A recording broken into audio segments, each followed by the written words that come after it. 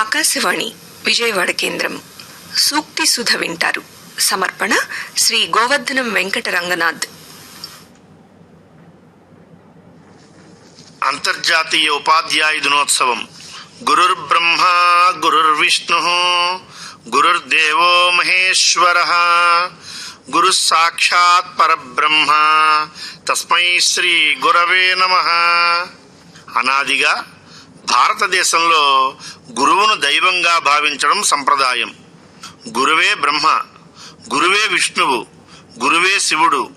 సృష్టి స్థితి లయకారకులైన బ్రహ్మ విష్ణు మహేశ్వరులతో గురువును పోల్చడం, గౌరవించడం భారతీయ సంస్కృతి గొప్పతనం. నేడు విద్యా విధానంలో ఎన్నో మార్పులు వచ్చాయి. నాటి కాలంలో గురుకులాశ్రమాలకు విద్యార్థులు వెళ్ళి విద్యను అభ్యసించేవారు. నేడు పాఠశాలలు ఏర్పడ్డాక ఉపాధ్యాయులు, విద్యార్థులు అందరూ సరైన సమయానికి ఒక చోట చేరి ఉపాధ్యాయుల నుండి పాఠాలు నేర్చుకోవడం జరుగుతోంది. నేటి విద్యా విధానంలో ఉపాధ్యాయుని గౌరవించాలనే సంప్రదాయం, సంవత్సరంలో ఒక రోజును కేటాయించి గురువును సత్కరించే సంప్రదాయం ఏర్పడింది. గురువు అంటే 3 అక్షరాల పదం కానే కాదు. గురువు అంటే విద్యార్థుల హృదయ కేదారములను సస్యశ్యామలం చేయు కృషీవలుడు గురువు. అజ్ఞానాంధకారమును తొలగించి విజ్ఞాన మార్గమును చూపే జ్ఞానజ్యోతి గురువు. బాలలలో దాగిన ప్రతిభను వెలికి తీసి తీర్చిదిద్దే నిరంతర శోధకుడు గురువు. చిన్నారులకు క్రొత్త విషయాలు నేర్పుటకు శ్రమించే నిత్య విద్యార్థి గురువు. గురువు అంటే ఆత్మీయత, గురువు అంటే ఆలంబన, గురువు అంటే విజ్ఞానం, గురువు అంటే చైతన్యం.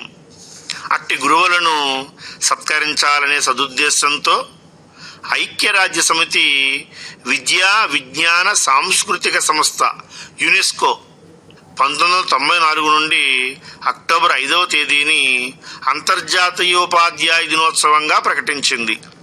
ప్రపంచవ్యాప్తంగా ఉన్న ఉపాధ్యాయుల సేవలను గుర్తిస్తూ సమాజాన్ని నిర్మించే గురువుల పట్ల గౌరవాన్ని ఏర్పరిచేలా కార్యక్రమాలను రూపొందించింది.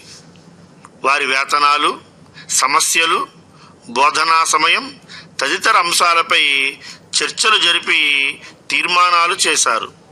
మన దేశంలో డాక్టర్ సర్వేపల్లి రాధాకృష్ణన్ గారి జయంతిని సెప్టెంబర్ 5వ తేదీని జాతీయ విద్యా దినోత్సవంగా నిర్వహించుకుంటున్నాము.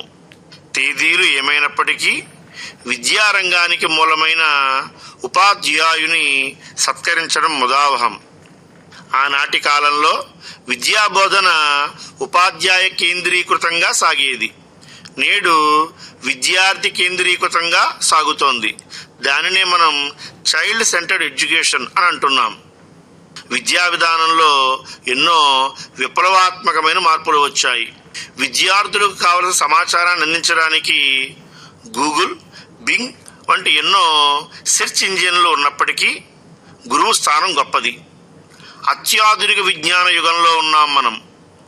ఆర్టిఫిషియల్ ఇంటెలిజెన్స్, ఏఐ అందుబాటులో వచ్చినప్పటికీ ఉపాధ్యాయుని బోధనకు ఇవేవీ సాటి రావు అనేది విజ్ఞుల మాట.